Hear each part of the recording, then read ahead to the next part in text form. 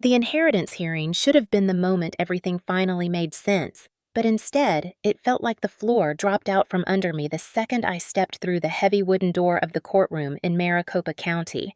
I remember the echo of my footsteps, the strange mix of perfume and old paper in the air, and the way my throat tightened as I scanned the room and saw my parents and my older brother Evan sitting together in the front row. The three of them looked like a picture from a magazine about wealth and entitlement. My mother wore her pearl necklace, the one she never let me borrow, and my father had on his tailored navy suit. Evan sat between them in a gray blazer that probably cost more than my monthly rent. They did not look like a family waiting for justice. They looked like a trio waiting to attack.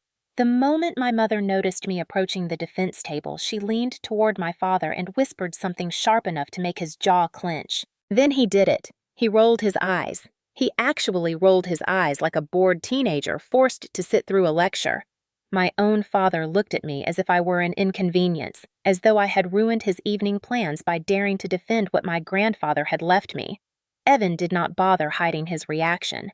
When I passed by the front row, he nudged his shoulder outward and slammed it into mine, just enough to make me stumble a little. My bag nearly slipped from my hand. I caught my balance and he smirked. My father used the moment to project his voice across the room so that the handful of people waiting for their own cases could hear him. "This girl is stealing from her own family." The words hit me harder than Evan had. It was not just the accusation. It was the certainty in his tone, the way he wanted every stranger in that courtroom to believe the worst about me. I kept my eyes forward, pretending it did not sting. Pretending years of being dismissed and minimized did not weigh on my back like wet cement. My heartbeat was already unsteady when the clerk announced that the hearing would be continued to the next week due to a scheduling conflict. It should have been a relief, but instead, I felt the air grow colder. Something in the way my parents stood up told me this was not over for the day. Not even close. I walked out of the courthouse fast crossing the parking lot with my keys clenched between my fingers like some kind of makeshift defense, even though I knew I would never use them. I unlocked my old sedan and sank into the driver's seat, releasing a shaky breath. I told myself I was safe. I told myself the worst part was behind me. I lied to myself. That night, my phone buzzed non-stop with unknown numbers and blocked caller IDs. At first, it was silent calls, but then came the messages. "You think you won something today. Think again." Then, another. "You will regret pushing this." Then another. "Fix this before it gets worse." My stomach twisted with every vibration. By 10:45, the sounds outside my apartment building became louder. A car door slammed. Someone walked quickly down the hallway. Then came the first hit on my door. Not a knock. A hit. A fist against the wood, hard enough to make the frame shake. "Laura, open this door right now." It was my father. I froze in the middle of my living room, my breath trapped somewhere between my chest and throat. The pounding continued. "Open the door, Laura. We need to settle this now." My mother's voice followed his sharp and high, like she was scolding a child refusing to do chores. "Do not make this harder on yourself." Evan's voice was low but unmistakable. "Just open it. Come on." I backed away from the door and grabbed my phone with trembling fingers. I dialed 911 and whispered to the operator that my family was trying to force their way in. The dispatcher asked if they had made entry or threatened violence. I said no, but they were pounding on the door. She responded with a firm, practiced tone that unless they attempted to break in or threatened physical harm, all officers were currently occupied. She told me to stay inside and call back if the situation escalated. I wanted to scream that this was already escalation, that being trapped in a small apartment with 3 people who spent my entire childhood teaching me to fear them was not something I could just sit through. But I just said thank you and hung up. The pounding continued. Evan kicked the bottom of the door. My father rattled the handle. I bolted into my bedroom, crawled into the small walk-in closet, and shut the door behind me. I curled into the corner with my knees pressed to my chest and my phone clutched in my shaking hands. Through the closet door, I could still hear everything. The pounding, the voices, my mother insisting I was throwing away my future. My father insisting I was ungrateful, Evan insisting I had no right to anything grandfather left behind. It was as if every cruel comment from my childhood had taken physical form and gathered outside my apartment. I stayed there long after the voices faded. I did not sleep. I sat in the dark closet with my back against the wall, listening for any sound of them returning. My alarm went off at 6:30, but I did not move. Fear sat in my stomach like ice water. At 8:03, I finally stepped out into the hallway that still smelled like dust and old carpet. My parents were standing in front of my door again, ready to start where they left off. And then the elevator dinged. The door slid open, and one person stepped out. The moment my parents saw who it was, their mouths shut, their faces drained of color, and the hallway went silent in a way I had never seen before. My childhood felt like living in a house where the lights were always on, but somehow every room stayed cold. I grew up in a neighborhood on the edge of Phoenix where the sun hit everything with the same brightness. Yet inside our home, there was a constant shadow that followed me from one year to the next. Evan was the favored child from the moment he could walk.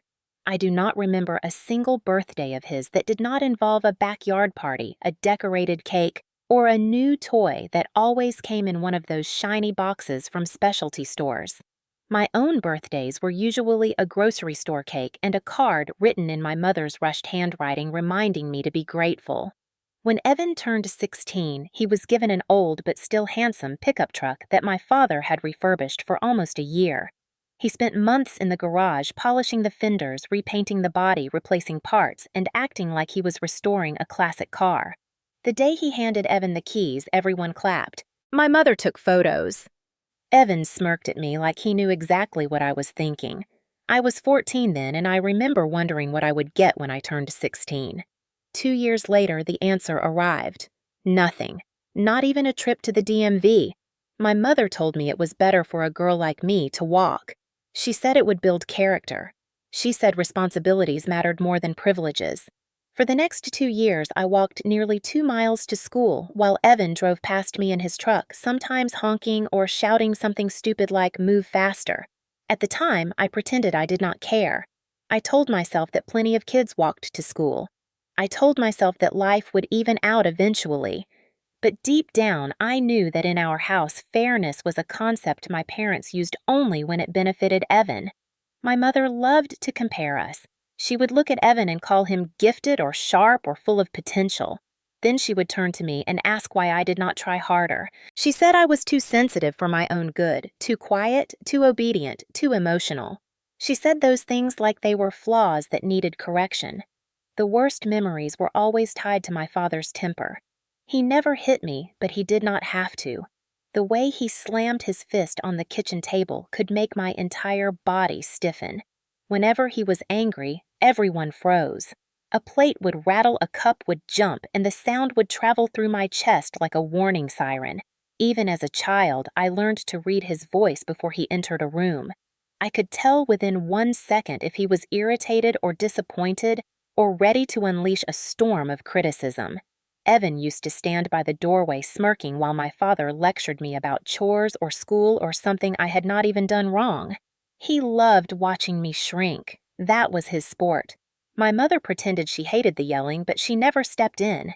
She would fold her arms, tilt her head, and let the scene play out. Sometimes she added her own comments after the shouting ended. "You really do bring out the worst in people, Laura." That was her favorite line. Even now, I can hear it. But not every moment of my childhood was brutal. There was one place where I could breathe, and that was my grandfather's house. My mother's father, a veteran who had served in the Pacific during the Second World War, lived less than 10 minutes away. He was gentle in a way my parents could not replicate.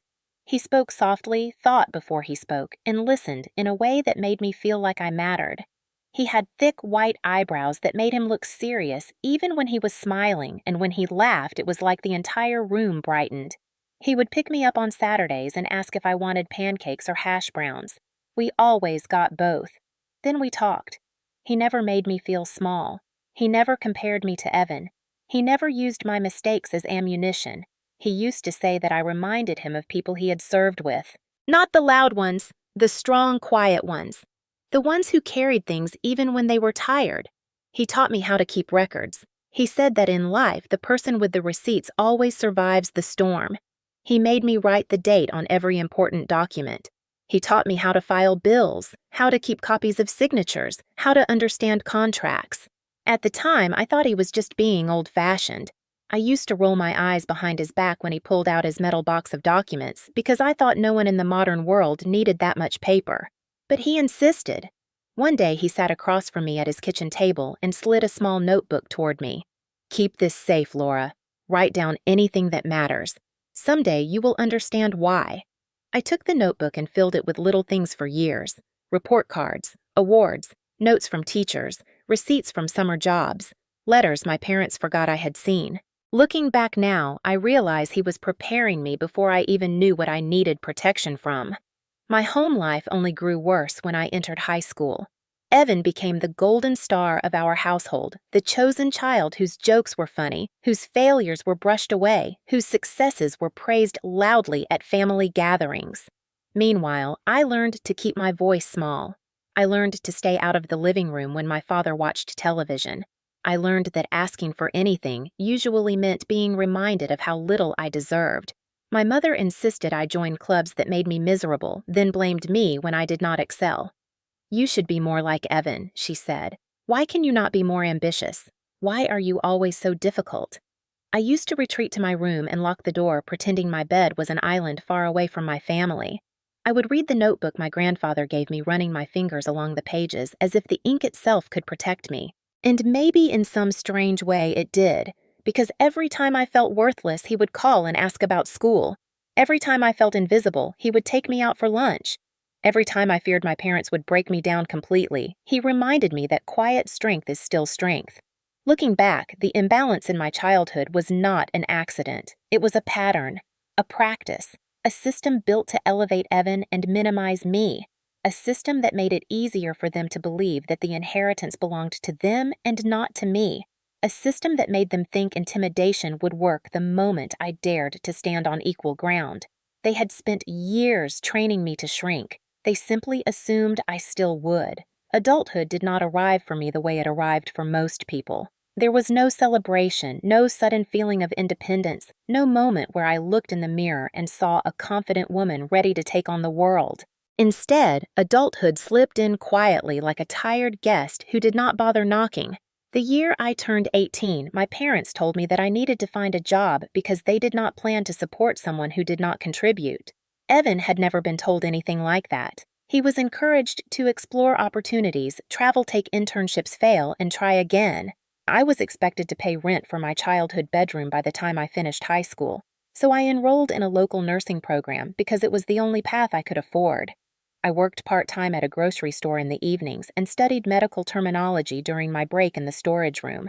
I rode the bus home every night, sometimes not arriving until after 11.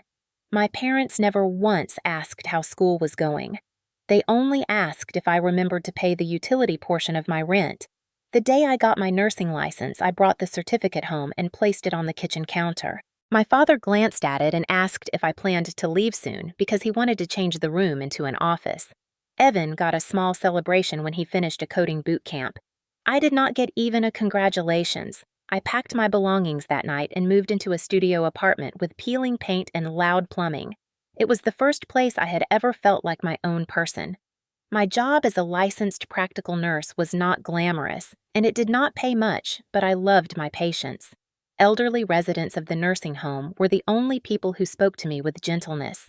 They called me dear. They asked about my day. They gave me small reminders of the kindness I had once known only from my grandfather.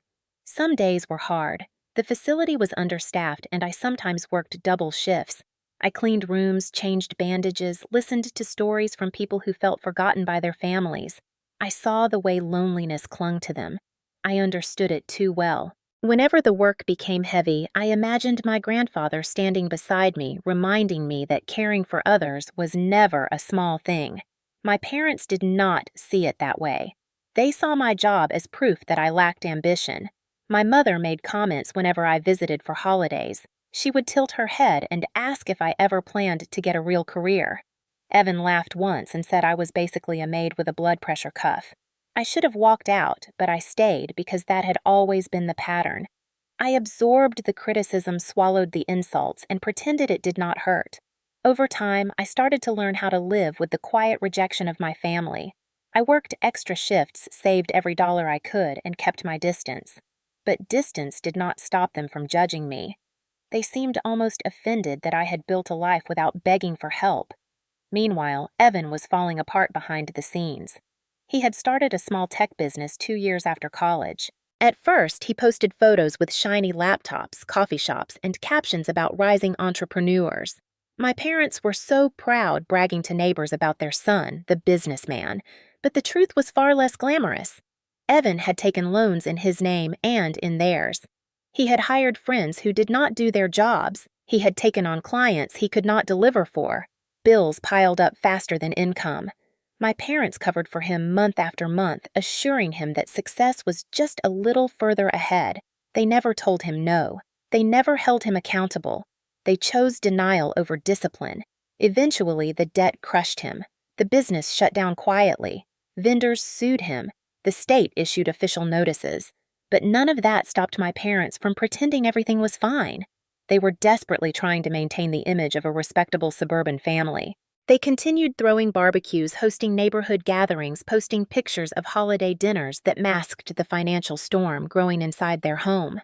I found out about their foreclosure threat by accident. I was visiting my parents to drop off a box of my grandfather's belongings he had left with them years earlier. A letter from the bank lay on the kitchen counter. When I glanced at it, my mother snatched it away like I had picked up something private. That was when I realized the truth. They were drowning, and in their minds I had no value except as a potential solution to the problem. The thought made me sick, but it also made several things click into place. The sudden friendliness from my mother last year, the random texts from my father asking how work was, the way Evan tried to sound supportive during a brief phone call. They had been warming me up for something and I had not seen it. At the same time, my own life became more stable. I moved into a small but clean one-bedroom apartment closer to my workplace. I bought a used car with cash. I started a savings account that slowly grew. My job was still hard, but I had found rhythm in it. Patients trusted me. Families thanked me. Supervisors praised me for my diligence. I was not wealthy, but for the first time I felt grounded. My world was simple, but it was mine. That was why the inheritance news stunned me. Not just the size of it, but the fact that my grandfather had chosen me, and only me. I never expected anything from him. The land he left me was worth more money than I had ever imagined holding in my name. It also gave my parents and Evan a perfect target. For people who had spent their entire lives reminding me that I was less than the idea of me having something valuable felt like an insult they could not tolerate. In their eyes, I was still the girl with the grocery store job, the one walking 2 miles to school, the one afraid of my father's raised voice. They never considered that I had grown. They never imagined that I would fight. They were certain that their intimidation tactics would collapse me quickly. They believed their control over me was still absolute. They believed I would fold. They were wrong. The inheritance hearing began on a morning so bright it almost felt offensive, as if the Arizona sun had no idea that my entire world was about to be torn open and examined like a wound. I remember parking my car in the lot outside the probate courthouse, gripping the steering wheel long after the engine was off because my hands refused to stop trembling. I kept thinking about my grandfather, about the quiet strength he carried, the quiet strength he insisted I had even when I doubted it. I wondered if he had known this would happen. I wondered if that was why he had taught me everything about records and signatures and keeping proof. I walked into the building with my heart beating unevenly, the kind of rhythm that made my chest feel tight. The receptionist directed me to courtroom 3, and when I entered, I saw that my parents and Evan had already taken their positions in the front row as if they owned the place. Their lawyer, a tall man with perfect hair and a suit so crisp it looked brand new, leaned toward them and whispered something that made my mother nod with smug certainty. I sat down at the opposite table and set my folder on the desk. It felt strange sitting there alone without an attorney beside me, but something in me insisted that I could handle this. Maybe it was foolish. Maybe it was brave. Maybe it was a strange combination of both. The judge entered an older woman with calm eyes and a voice that carried through the room with ease. She began by reviewing the documents submitted for the case. Our family lawyer had provided a copy of my grandfather's will, along with statements from my parents claiming that the division of assets had been unfair and influenced by undue persuasion. Their motion requested that the court redistribute everything equally among all immediate family members. Their lawyer stood with confidence as he announced that my grandfather had clearly been in a vulnerable state when he signed the will. He spoke as if he knew anything about my grandfather, as if he had ever met him. My father added his own comments, his voice rising with familiar frustration, as he insisted that my grandfather had been confused in his final year of life. My mother joined in as well, wiping a tear that I am almost certain was forced, murmuring that she had been concerned about his mental state. Evan leaned back with his arms crossed as if bored by the entire process, like this hearing was just an annoying formality before he collected his share. I kept my eyes on the judge and waited for my chance to speak. When she finally looked toward me and asked if I had anything to present, I stood slowly and felt the room shift under my feet. I explained that my grandfather had not been vulnerable, confused, or pressured. I told her that he had been sharp present and intentional until the day he died. I provided my copy of the original will, the same one he had shown me 2 years earlier while sitting at his kitchen table.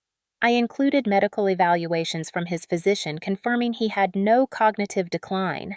I even submitted letters he had written to me dated and signed in his steady handwriting where he talked about his wishes for the land he wanted me to have. The judge reviewed my papers carefully. For a moment, the courtroom felt still, but then the lawyer representing my parents stepped forward and presented something I had not seen before. It was an amended version of the will allegedly signed 6 months before my grandfather passed. In this version, the property would be placed into a family trust managed jointly by my parents and Evan. My name was nowhere on the document. My stomach twisted as the judge examined the second will. My parents stared at me like they were waiting for me to break. My mother even had the nerve to smile. The judge noted that the signatures on the 2 wills appeared similar, but she would need time to compare documents more thoroughly before issuing a ruling. She declared that the hearing would be continued for further review of the evidence. I felt my throat tighten. I knew immediately that the amended will was not real. My grandfather would never leave me out. He would never give my parents control of that land. He had spent years watching how they treated me. He had seen every imbalance, every dismissal, every moment when I was pushed aside so Evan could shine. He was the one who reminded me constantly that I should not let people take advantage of me, and that included my own family. As the hearing paused and people began to leave the courtroom, my father looked directly at me with satisfaction in his eyes. My mother whispered to him, and he nodded as if they had already decided that I would lose. Evan shot me a smug grin. I felt heat rise behind my eyes, but I forced myself to stay still. I reminded myself that this was only the beginning. I stepped outside into the blinding sun, feeling small and exposed. I tried to call Jenna, but she was at work, so I sat on a bench outside the courthouse and let the noise of passing cars drown out my racing thoughts. Something was wrong with that amended document. I knew it. I could feel it. And if my parents had submitted something false, I needed to find out. Later that afternoon, I drove to my grandfather's house, the one that still smelled faintly like cedar and dust. I walked through his study looking for anything that could explain what I had seen. I opened drawers, lifted old files, read through letters he had tucked away. Nothing mentioned a change to his will. Nothing suggested he wanted to alter it. I felt panic creep up my spine. Why would my family go this far? How could they submit something so obviously inconsistent with everything my grandfather had ever told me? The drive home felt long, like the road stretched endlessly under my tires. I could not shake the image of the second will, the unfamiliar formatting, the strange wording. It felt wrong, artificial, manufactured, and deep down I knew that the fight had only just begun. They were willing to lie. They were willing to twist the truth. They were willing to destroy me if it meant getting what they wanted. I clutched the notebook my grandfather gave me years earlier and repeated his words in my mind. Keep everything, Laura. Someday you will need it. I did not realize until that moment just how right he had been. The threats began slowly at first, like small cracks forming in a wall that had been unstable for years. Cracks that I tried to ignore until they split wide enough to show everything underneath. 2 days after the hearing, my parents showed up unannounced at the nursing home where I worked.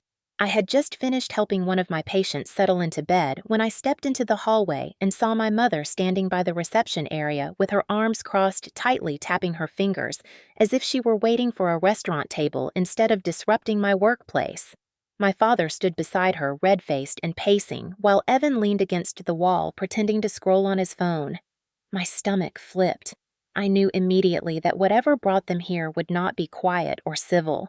Before I could reach them, my mother raised her voice loud enough to echo through the hallway.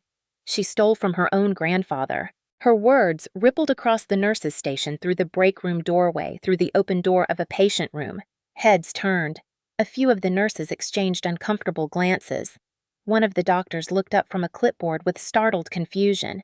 My father spoke next, even louder. She manipulated a dying old man for land. I felt heat spread from my neck to my face like a flame. This was not a private scolding or a whispered disagreement. This was public betrayal. They wanted everyone around me to judge me, to question me, to doubt me. They wanted to rip whatever dignity I had left from my hands in front of my co-workers. I forced myself to walk toward them even though my legs felt weak. "Please lower your voices," I said quietly. "This is my workplace." My mother ignored me. She turned to a nurse standing near the supply cart and pointed at me like I was some dangerous stranger. "Do you know what she did? She tricked her own grandfather into signing over everything he owned." My father shook his head dramatically and sighed as if burdened by my existence. "We are trying to help her, but she refuses to do the right thing." Evan finally looked up from his phone with a smirk, clearly enjoying every second. Several coworkers stepped back, unsure what to do. The charge nurse approached cautiously and asked my parents to leave, but my mother accused her of enabling me.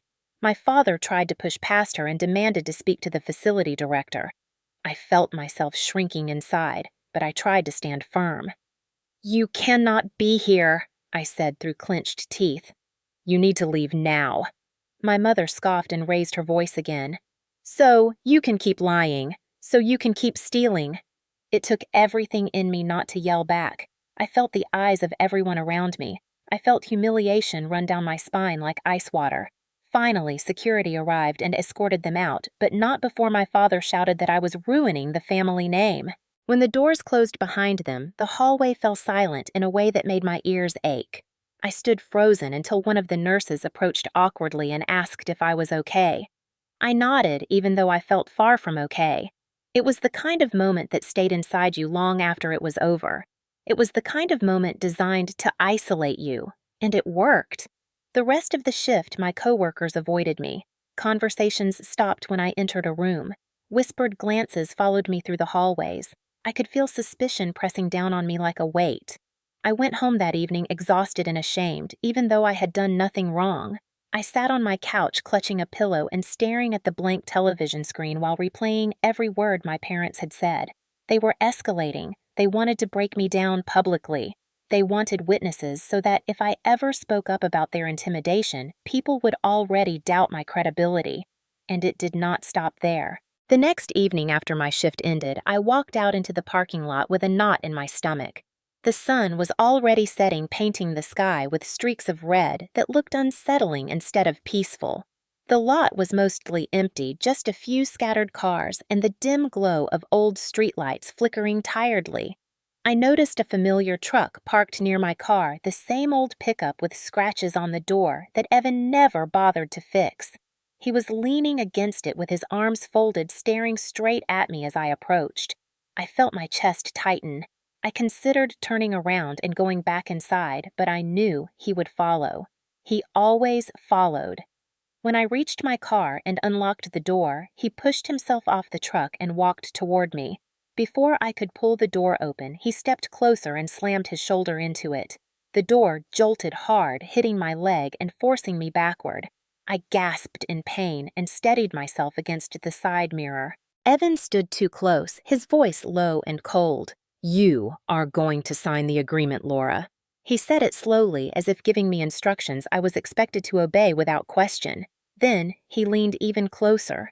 "Do not make me come back tonight." My breath caught in my throat. He was not yelling. He was not threatening with wild gestures. He was calm, and that terrified me more than anything. I could smell the faint scent of beer on his breath, but he was not drunk. He was deliberate and focused. I felt myself shrinking back into the same frightened girl I had been my entire childhood. I reached for the car door again with trembling fingers, but he blocked it with his hand. "You know Mom and Dad will not give up," he said. "So stop being difficult. We can make this easy." The words easy and stop being difficult triggered something deep in me. They were phrases my parents used throughout my childhood every time they wanted me silent, obedient, and afraid. I managed to squeeze past him enough to slip into the driver's seat and lock the door. My hands shook uncontrollably as I started the engine. Evan tapped the window twice, not with his knuckles, but with the flat of his hand, a slow, deliberate tap that made my stomach drop. Then he stepped back with a final look of warning before walking away toward his truck. I did not breathe until I drove out of the lot. My vision blurred with tears the entire way home.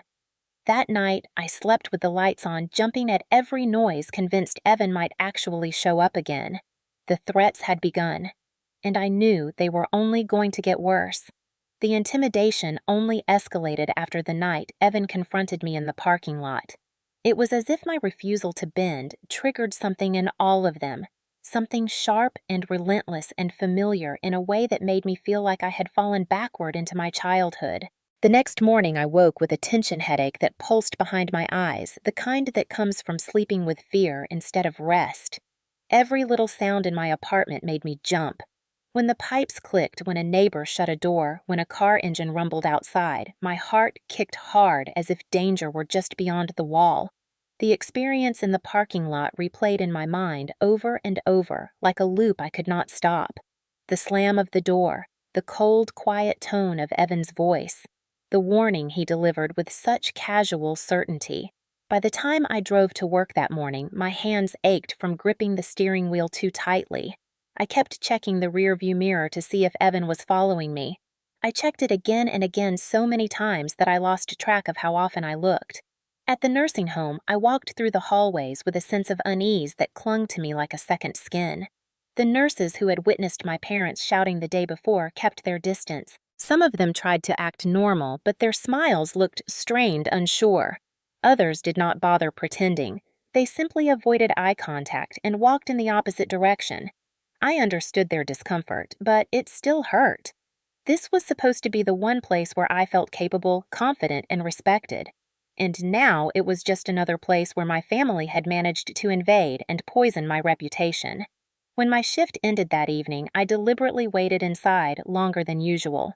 The sun had already dipped below the horizon, and the parking lot outside had transformed into a dim stretch of cracked pavement with flickering streetlights. I peeked out the window near the vending machines and scanned the lot carefully. Evan's truck was not there. I exhaled slowly, even though the fear still crept along my spine. I walked to my car, quickly unlocked it, and slid inside with my heart pounding. I drove home straight checking my mirrors far too often. I kept telling myself that Evan would not show up again. I tried to convince myself that what happened in the parking lot had been a one-time explosion of frustration from someone who had always relied on intimidation when charm failed. But deep down, I knew that was not true. My family did not act out of sudden impulse. They acted out of patterns. Patterns that had been shaped over decades. And patterns do not break simply because you wish they would. The next event happened 2 days later when I returned home from a grocery run. My apartment building had a narrow walkway leading from the lot to the stairwell. I was carrying 2 bags when I heard footsteps behind me, heavy and uneven. I turned quickly, and my father emerged from the shadows near the dumpsters. My breath caught. He had a look on his face I had seen only a few times in my life, a look that meant he was beyond reason. He stepped toward me with slow, deliberate movements. "We need to talk," he said. The tone made my stomach twist. I gripped my grocery bag tighter. "There is nothing to talk about," I said quietly. My father scoffed. "You are throwing away your entire future for what? Pride? Fantasy? You think you can fight us?" I felt the familiar pressure in my chest, the old instinct to shrink and apologize to soften myself so he would not grow louder. But I held my ground even though my legs felt shaky. "I am not giving you what he left me," I said. My voice wavered, but I kept speaking. "You cannot intimidate me into it." He stepped closer, invading my space so fully that I could smell his aftershave, the same kind he wore during every argument from my childhood. His voice dropped to a dangerous, quiet tone. "You think this ends in a courtroom. It ends when you stop being stubborn. Do not forget that you live alone." The words hit me like a blow, even though he never touched me. He let the implication sit between us. Then he turned and walked away, disappearing behind the stairwell. My knees almost buckled. I hurried inside with shaking hands, locked my door, and stood in the living room trying to breathe. I pressed my hand to my chest because my heart felt too fast, too loud, too heavy. That night, I slept with a chair pushed against the front door. The next morning, the threats took another form. My phone buzzed repeatedly with blocked calls. When I finally answered one, the voice on the other end was muffled, but the message was clear. "You are making a mistake. Fix it." The next call came minutes later. "You will regret this." Another. "You will not win." I blocked numbers, but more came. They wanted me terrified. They wanted me unstable enough to surrender. And the worst part was that it was working. I started jumping at shadows in my own apartment. I kept the curtains closed. I checked the peephole before walking into the hallway. Even Jenna, my closest friend, noticed that something was wrong when she came by to drop off soup after hearing I had been sick from stress. She asked if I needed a place to stay. She told me that no family should make someone live like this. But I shook my head because I could not bring myself to drag anyone else into the storm. The climax of their escalation came the night I took out the trash around 9:30. The air was warm but carried a sharp chill that made me pull my sweater tighter. I walked down the stairs with my trash bag and headed toward the bins behind the building.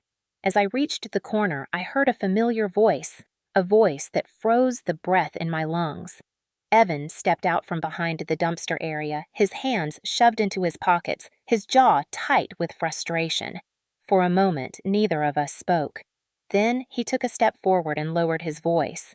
"I told you this was not over, Laura." I backed up, but there was nowhere to go. The narrow walkway boxed me in. Evan tilted his head slightly, studying me with a look that felt predatory. "You need to give in. You need to sign the papers." I could not speak. My throat felt tight. He stepped closer again. "Why are you doing this? You know they will not stop. You know this will get worse." He said it not like a warning, but like a promise. I managed to whisper that he needed to leave me alone. Evan let out a short, cold laugh. "You really think anyone is coming to save you?" Then he brushed past me and walked away, leaving me pressed against the wall with my pulse pounding painfully in my ears. When I finally got back inside my apartment, I locked every bolt leaned against the door and cried in a way I had not cried in years. The escalation was no longer subtle. It was deliberate, orchestrated, and growing sharper every day. They wanted to break me before the next hearing. They wanted fear to do what coercion and humiliation had not accomplished. But even as my hands shook and my mind raced with panic somewhere inside me, a small piece of resolve began to harden. I was terrified, but I was also tired of being afraid. And I knew this was not the end. It was only the pressure building before everything cracked open. The collapse of my job and social life did not happen overnight, but it unfolded with a kind of cruel precision, like dominoes placed carefully over the course of my entire life, finally being knocked down by a single push. I arrived at work the morning after Evan cornered me behind the dumpsters, feeling exhausted, hollow, and far too aware of every sound around me. The fluorescent lights in the hallways felt sharper. The whispers felt louder. My uniform suddenly felt too tight around my chest, as if the fabric itself resisted allowing me to breathe. I tried to focus on my patients, telling myself that the routine would ground me, but even with the tasks I knew by heart, my hands shook. I dropped a blood pressure cuff.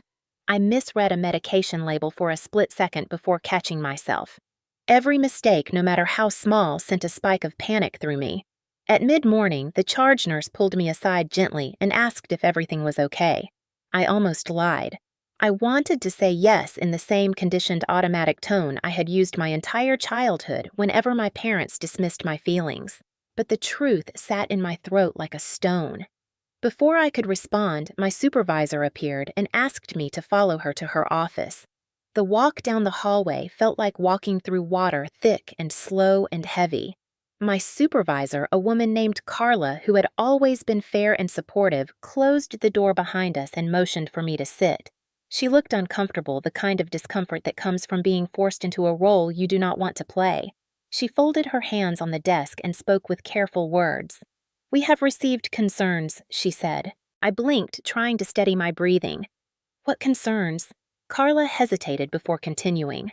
She explained that several staff members reported that my family had come to the facility creating a scene and making accusations about me. She said the administration had been notified and they were obligated to look into it. Then she slid a printed document across the desk. It was a summary of the event written by one of the nurses who had witnessed my parents shouting. I felt my stomach twist as I read my mother's accusations in black ink. Manipulating a vulnerable elderly man, taking advantage of a dying relative, stealing property. Carla said she understood that family issues were messy and complicated, but the situation had raised concerns about liability. She told me the facility could not risk being tied to any legal dispute involving potential elder exploitation. I tried to explain. I told her everything they had said was a lie. I told her my grandfather had been sharp and independent until the day he died. I told her there was a will that my parents were trying to invalidate it. I told her they were using humiliation as a weapon because intimidation had failed. Carla listened, but her face remained tense. "I believe you," she said, "but belief and policy are not the same thing." Then she delivered the sentence that made my pulse drop. "We are placing you on administrative leave effective immediately." My chest tightened. My breath caught. Administrative leave. Those words echoed in my head like distant thunder. I asked how long the investigation would take. She said they did not know. It could be a few weeks. It could be longer. She added that I needed to avoid interacting with patients and staff during the review. I sat there stunned, staring at the desk, feeling the world tilt in a way that made me dizzy. Everything I had worked for, every long shift, every double back shift, every night I spent comforting lonely elderly patients, it all felt like it was slipping through my fingers. When I walked out of the office, I kept my head down. The hallway seemed longer than it ever had before. Some coworkers looked at me with sympathy, others with suspicion, and a few avoided me entirely. I felt the sting of each glance like a physical bruise forming under my skin. I gathered my things from my locker, slowly feeling numb. When I stepped into the parking lot, the air felt thick, as if even the atmosphere could sense my collapse. I got into my car and sat there without starting the engine. The silence felt suffocating. It was not just about losing a job. It was about losing the one place where I had felt competent and steady. It was about feeling like the foundations of my life were being chipped away one piece at a time. When I finally drove home, the road looked unfamiliar, twisted by the haze of panic that clung to me. My phone buzzed halfway through the drive. It was Jenna. She had already heard from a coworker. She asked if I needed anything if she should come over. I tried to answer, but my voice broke. When I finally managed to speak, it came out in a whisper. "I think I am losing everything." Jenna tried to reassure me, but the words felt distant like echoes from another world. Once home, I collapsed onto my couch and stared at the ceiling as if waiting for something to happen. Hours passed in a blur. The weight in my chest grew heavier. I felt my world shrinking. Later that evening, Jenna came over with takeout and sat beside me quietly. She listened while I explained everything from the parking lot confrontation to the way my parents had invaded my workplace.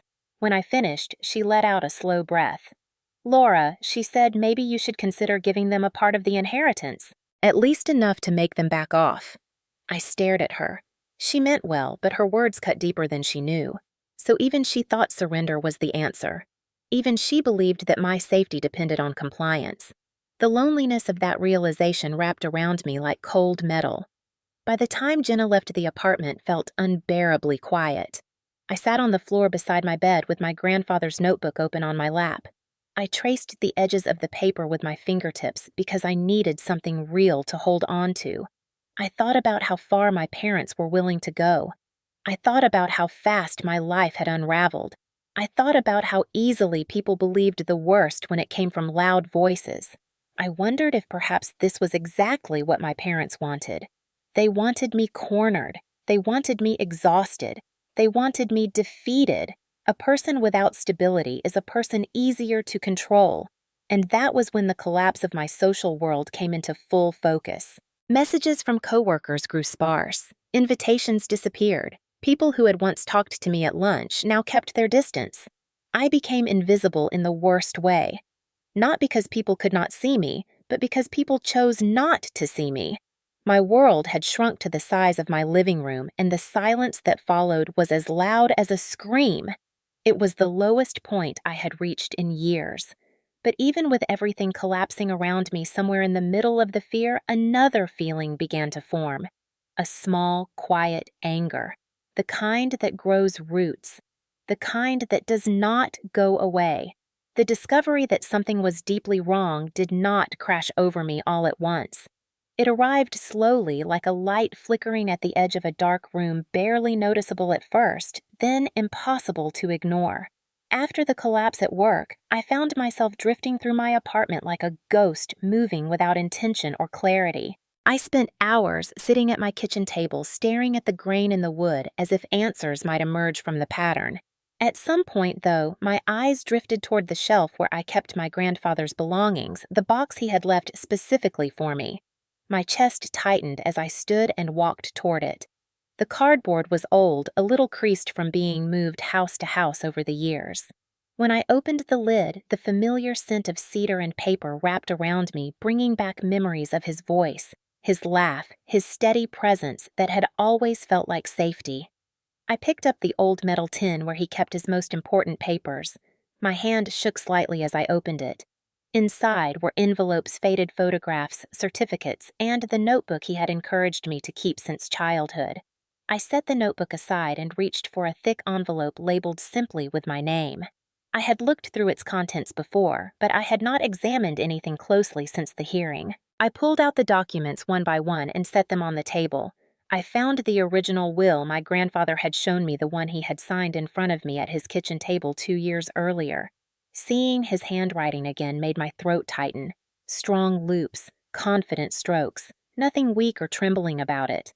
I held it up beside the amended will my parents had submitted in court. That amended document had haunted my mind since the hearing. Something about it had felt wrong from the moment I saw it. Now, as I placed the two, side by side, the differences leaped out at me like raised voices in a quiet room. The first thing I noticed was the date formatting. My grandfather always wrote the full month and year spelled out, January 2018, March 2019, but the amended will used numerical dates my grandfather never used. Next, I looked at the signature. At a glance, it looked similar, but when I brought the paper closer to my face, I could see differences.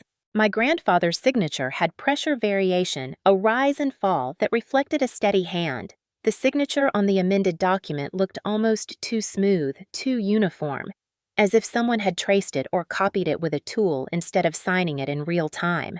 A cold wave washed through me. I leaned closer and noticed another detail. The embossing of the notary seal was shallow, almost faint. On my grandfather's original documents, the seal left an unmistakable deep circular indentation, strong enough that you could feel it if you ran a finger across the page. But on the amended will, the mark was barely there, as if someone had pressed a cheap imitation or used a tool not meant for official use. My heart began to pound. Something was wrong. Something was deeply wrong. I kept digging through the box for anything that might help me understand. That was when I found a folded piece of paper tucked inside the back of his notebook. I unfolded it slowly. Inside was a handwritten note in my grandfather's neat block lettering. If anything happens, find her. Beneath that were 2 simple initials, PM. I stared at those letters for a long moment. I had seen them before, somewhere in the house, somewhere in his stories. And then it clicked. Patricia Monroe, a friend of his from the Korean War. a woman whose name he mentioned only once or twice when telling old stories, a retired judge who had lived 2 towns over for decades. My pulse quickened. Why would he tell me to find her? Why would he hide the note instead of giving it to me directly? The only answer that made sense sent a shiver through me. He must have known something could go wrong. He must have known my parents might try something, and he must have trusted her more than anyone else to help if things unraveled. I stood abruptly, my chair scraping against the floor. With shaking hands, I searched for my grandfather's contact book, the one he kept even after switching to a cell phone because he said he liked the feel of paper better. I flipped through the pages until I found her name written neatly near the bottom. A landline number, an address. She lived just outside Mesa in a quiet neighborhood filled with retirees. I stared at the information for a long time. I wanted to call her immediately, but fear coiled tight inside me.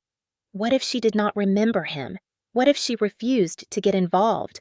What if this was all a misunderstanding and I was building a mountain out of a molehill? But the signatures, the seal, the discrepancies, the note. My gut had been screaming since the hearing, and now the scream was louder. I forced myself to breathe. I knew I needed more than suspicion. I needed proof.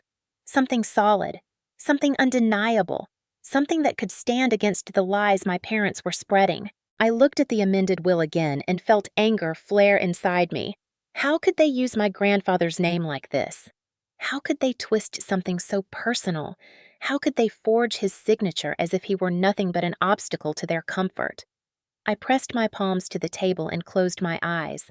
For the first time since the harassment started, I felt something other than fear. I felt focus, determination.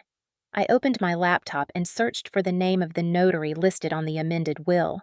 The search results showed a retired man living in Arizona. I found his business phone number and dialed it with trembling fingers.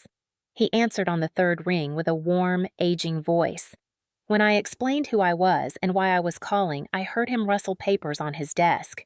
Then he asked me to read the document number aloud. I did. Silence followed. A long, heavy silence that made the hair on my arms rise. I never notarized that he finally said, "That is not my seal." My heart slammed against my ribs. The shadows of suspicion became solid truth. Something was off. Something was undeniably off. And now I had the first real confirmation that the amended document was a fraud. I thanked him, hung up, and stared at the papers spread across my kitchen table.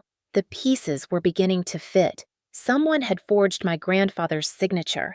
Someone had used a fake seal. Someone in my family was willing to break the law to take what was never theirs. A painful realization settled over me like smoke. This was not just conflict. This was betrayal. And if they were willing to go this far, then things were going to get much worse before they got better. The moment the retired notary told me that the signature and seal on the amended will were not his something, inside me shifted. It was as if the fog that had wrapped around my mind finally thinned enough for me to see the truth clearly. Everything my parents had done, every threat, every performance in public, every late night pounding on my door suddenly made sense.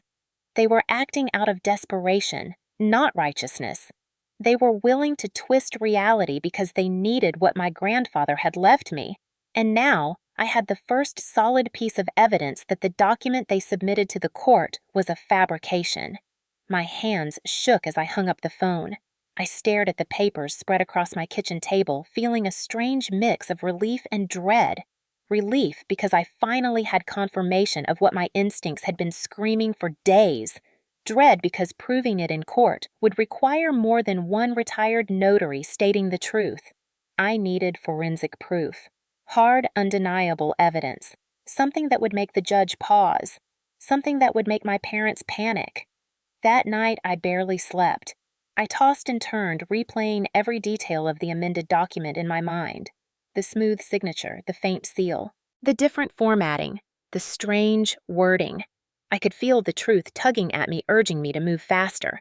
By sunrise, I was already up and scrolling through my laptop searching for forensic document examiners in Arizona. I found 3 options near Phoenix. 2 were fully booked for weeks. The third had a small note on their website indicating they accepted urgent cases for an additional fee. I called immediately. A woman with a calm, steady voice answered. I explained I had a document that I believed had been forged and that I needed it examined as soon as possible. She listened without interruption, then told me to bring both versions of the will along with any known authentic signatures from my grandfather. I gathered everything: his letters, his cards, his notes, his handwritten recipes he kept in the kitchen drawer, every piece of ink he had left behind. I packed it all carefully into a folder and drove across town with my heart beating unevenly. The office was small and quiet. The examiner was an older woman with silver hair pinned neatly at the back of her head. She introduced herself as Diane and led me into a room filled with magnifying lamps, specialized scanners, and stacks of well-organized files. She asked me to set the documents on the table. As she examined the papers, she explained the process in a calm tone. She talked about ink flow pressure variation, stroke rhythm, and microscopic irregularities that reveal whether a signature was produced naturally or traced artificially. When she placed the amended will under a microscope and adjusted the lens, she let out a soft, thoughtful sound. That was enough to make my stomach drop. "What do you see?" I asked quietly. She adjusted the focus and stepped aside so I could look. Even to my untrained eye, something was clearly off. The signature had small breaks where there should have been none, as if the pen had been lifted and repositioned. The ink density was inconsistent. There were faint shadows around the edges, something Diane explained was a common sign of digital reproduction. In contrast, when she showed me my grandfather's authentic signature under the same lens, the lines were bold and fluid, the ink distributed naturally with the slight imperfections that come from a living hand. Diane sighed and sat back. "This is not authentic," she said. "Whoever created this used an image of his signature and attempted to replicate it. The paper stock is newer than the date printed on the document as well." My chest tightened. I felt both vindicated and horrified. Vindicated because the doubts that had gnawed at me were correct. Horrified because someone in my family had done this intentionally, willing to commit fraud rather than accept my grandfather's final wishes.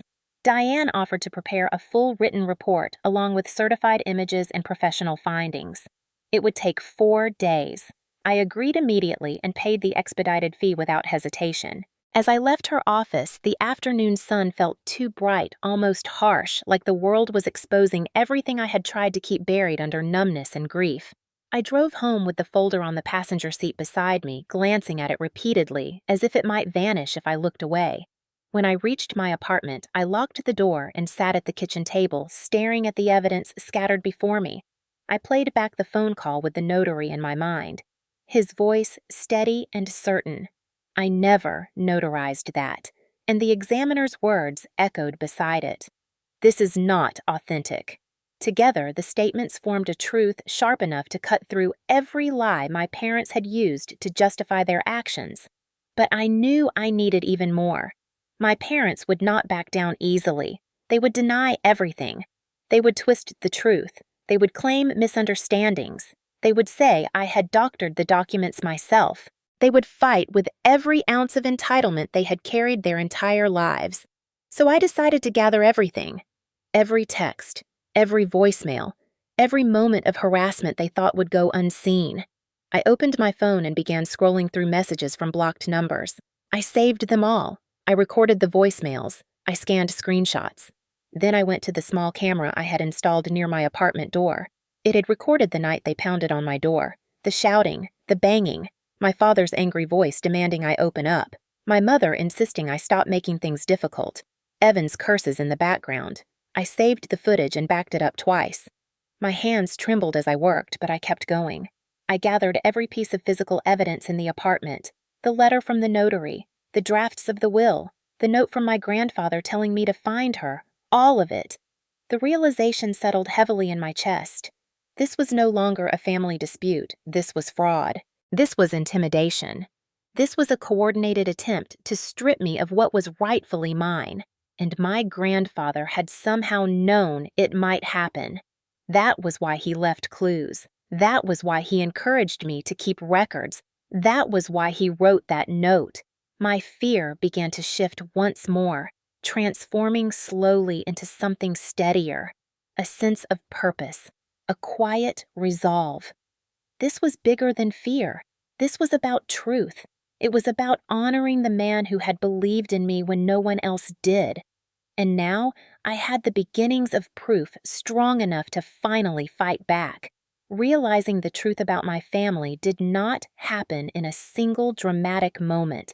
It unfolded slowly, painfully, like a bruise spreading beneath the skin until the entire surface hurt when touched. After collecting every piece of evidence I had, after hearing the notary deny the document, and watching the forensic examiner point out every flaw in the amended will, I sat alone in my apartment surrounded by papers that felt like pieces of a puzzle I had spent my whole life avoiding. The reality was undeniable. My parents and Evan had committed fraud, not a misunderstanding, not a mistake, not poor judgment. Fraud, intentional deceit, a deliberate attempt to take what did not belong to them, and the question that kept circling in my mind was simple. Why? Why would they go this far? Why would they risk legal consequences? Why would they escalate to intimidation, harassment, and falsifying legal documents? I needed answers, and I needed them before the next hearing. So I began searching. It started with public records, something my grandfather had taught me to check whenever anything felt off. I typed my parents' names into the county database. At first glance, the search results seemed ordinary. Tax documents, property listings, basic filings. But then my eyes landed on a foreclosure notice. The date stamped on the document made my stomach lurch. It had been filed only 3 months earlier. The house I grew up in, the place where I had endured years of being dismissed and belittled, was on the brink of being taken by the bank. They owed more than $400,000. My hands trembled as I scrolled through the notice again and again.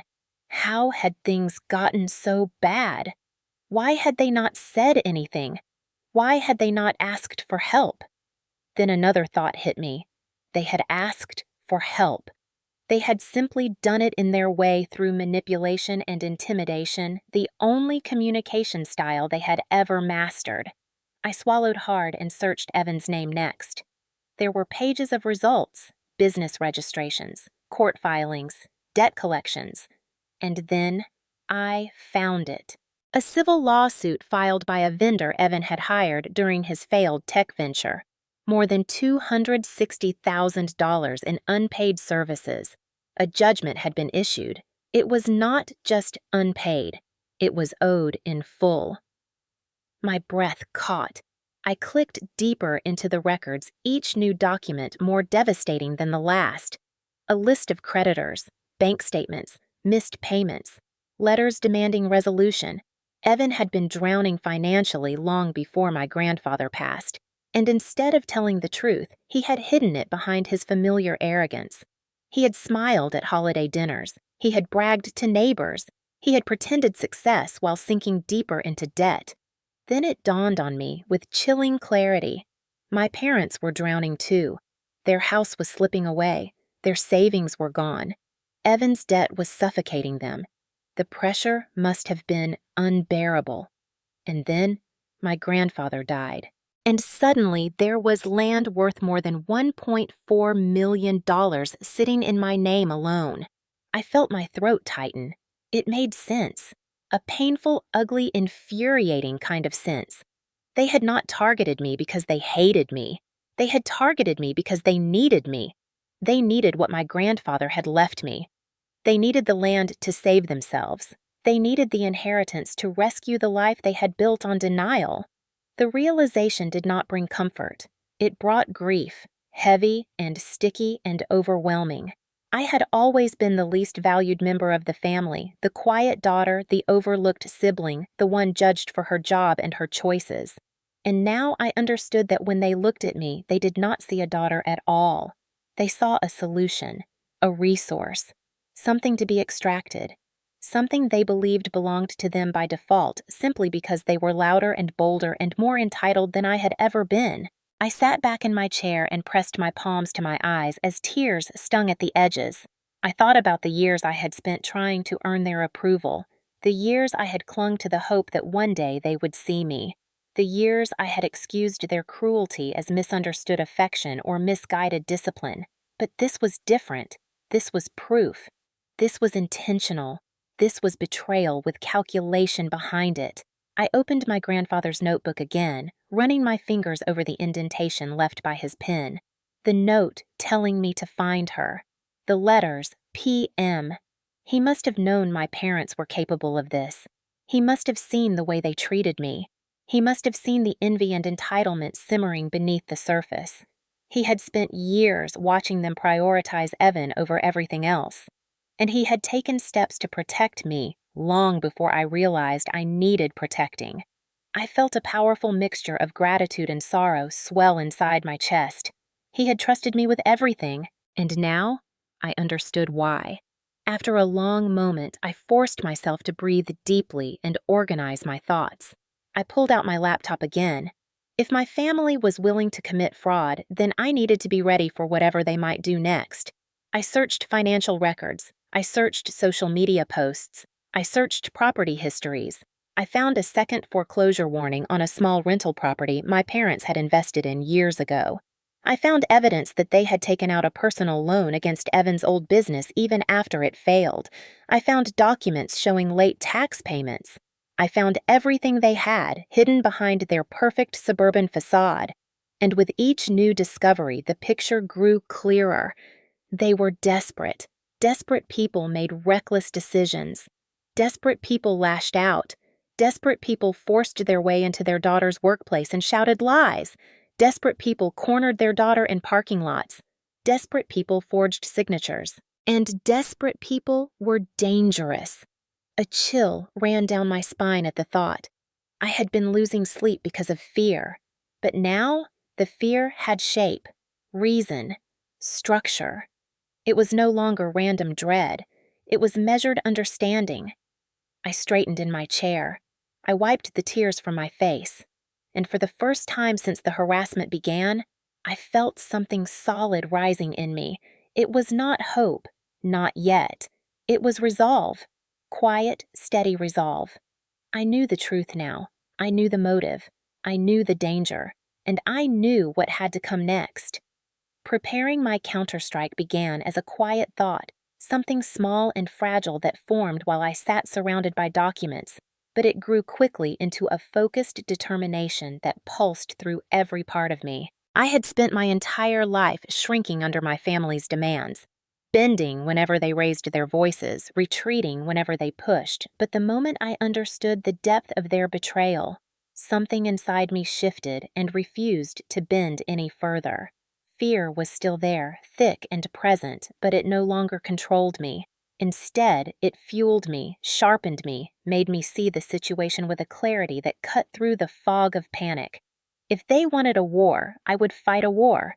But I would fight it my way the way my grandfather had taught me, with preparation, with documentation, with precision.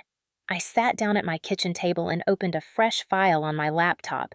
The first step was understanding exactly what I could do legally. I searched until my eyes burned studying probate law in Arizona, reading case summaries looking at examples of contested wills, and learning the requirements for filing a counterpetition.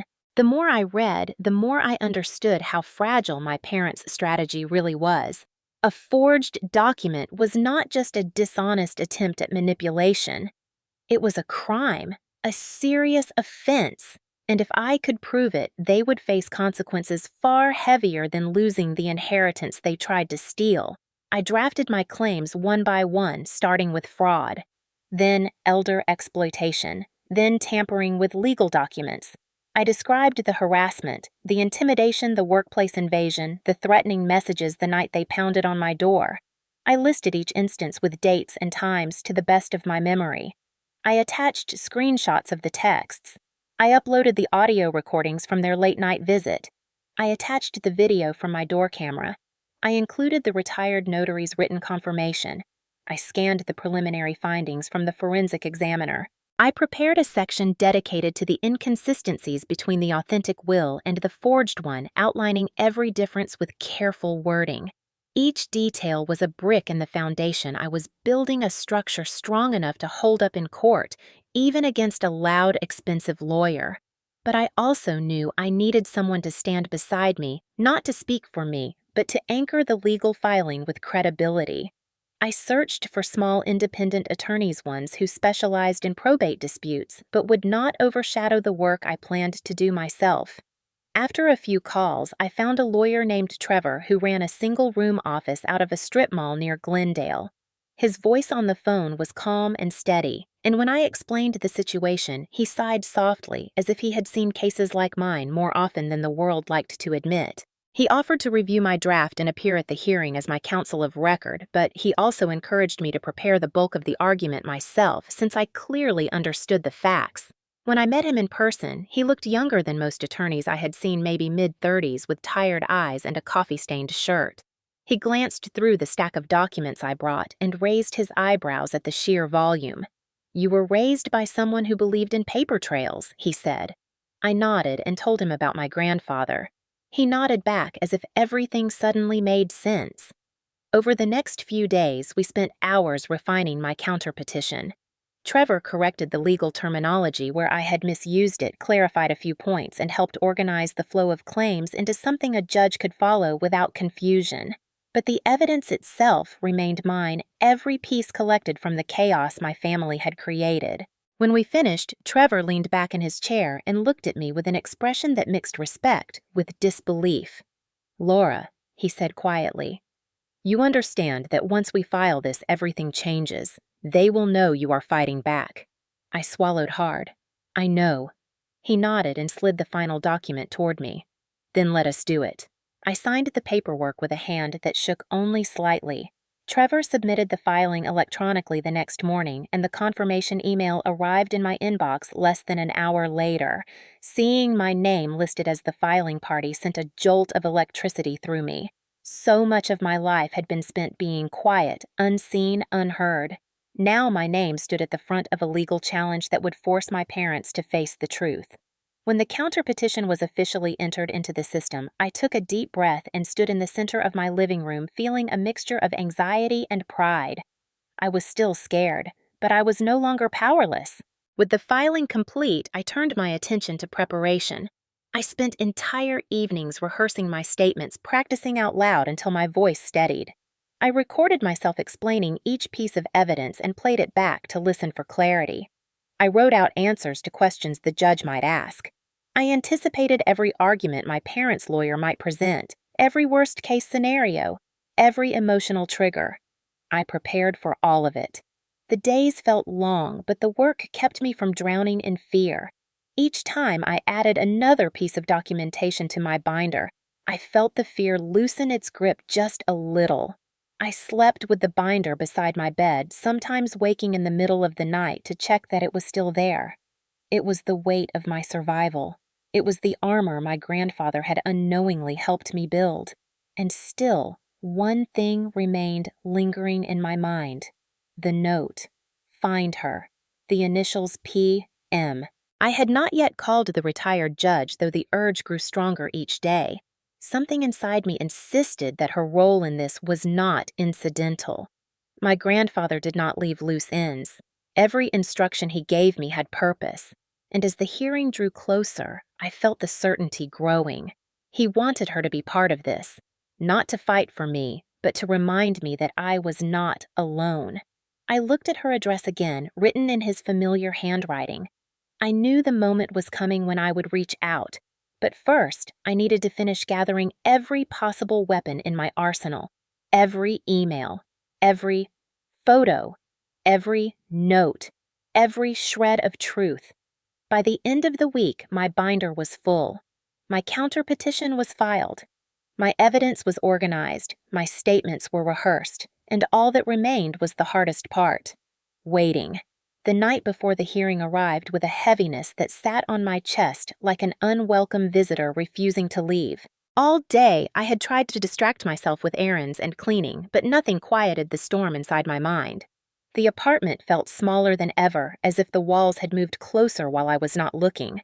My binder, thick with documents and evidence, sat open on the table like a living thing, demanding my attention. I paced from the kitchen to the living room and back again, reading through my statements, practicing my responses, repeating facts until the words blurred together.